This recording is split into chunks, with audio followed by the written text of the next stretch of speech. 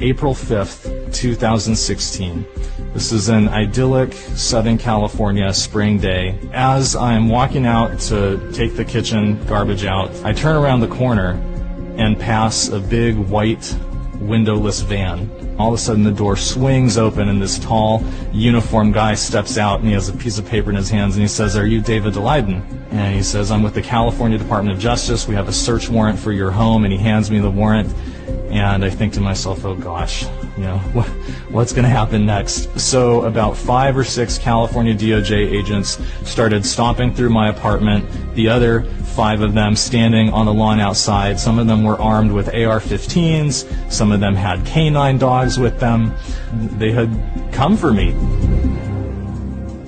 In 2013, I began and orchestrated an almost 3-year-long, very in-depth, comprehensive investigative journalism study about the harvesting and trafficking of body parts from late-term abortions. There's multiple violations and multiple issues that you very quickly start to learn about when you look into it. There's the basic problem of selling body parts, where you're basically creating a system, creating transactions, creating business relationships that incentivize the objectification and the destruction of human beings in order to keep the business going.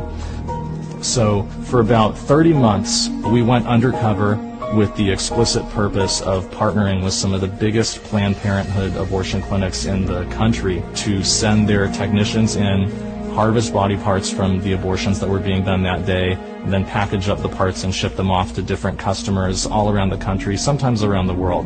In July of 2015, we began to release the Undercover video series. I had been hoping that this was something that would, that would maybe generate 100,000 views or something. Instead, what happened was even bigger than I could have imagined. Within less than a week, we had close to 3 million views on YouTube of the first video, and multiple congressional committees announcing that they were launching federal investigations of Planned Parenthood's involvement in fetal trafficking and fetal experimentation. The truth got out there, and the words of Planned Parenthood's own leadership describing their organization's participation in these activities went viral and was being publicized for the whole world to see.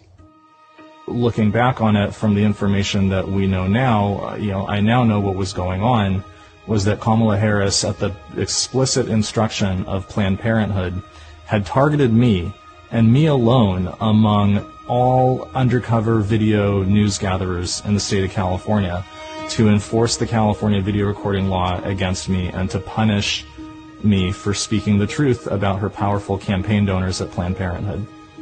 What we've come to learn in the years since, just 2 weeks before serving the search warrant on my home, Kamala Harris had a secret meeting in Los Angeles with several top-level executives of Planned Parenthood in California. We then found out from the California DOJ investigator reports that Planned Parenthood's top lawyer in California had specifically instructed the California DOJ agents that Planned Parenthood wanted the video equipment and the computers that I was using to publish the videos to be seized, in order to shut me up, in order to prevent me from continuing to publish the truth about Planned Parenthood's involvement in fetal trafficking, and in order to punish me for speaking out with a message that was disfavored by Planned Parenthood and by Kamala Harris in the state of California. I think what people have to understand about organizations like Planned Parenthood and about their political backers like Kamala Harris is that they're shameless, and they will do whatever they have to do in order to promote their agenda. They'll say whatever they have to say, and they are not afraid to use every bit of power at their disposal to force their agenda through. Kamala Harris is the single greatest threat to First Amendment civil liberties that our country has ever seen. If Kamala Harris is elected to be a heartbeat away from the highest office in the United States of America, you will have someone in the White House who has a radical contempt and disrespect for First Amendment civil liberties, someone who believes that she's entitled to use the powers of her office in order to punish the viewpoints of citizens who disagree with her.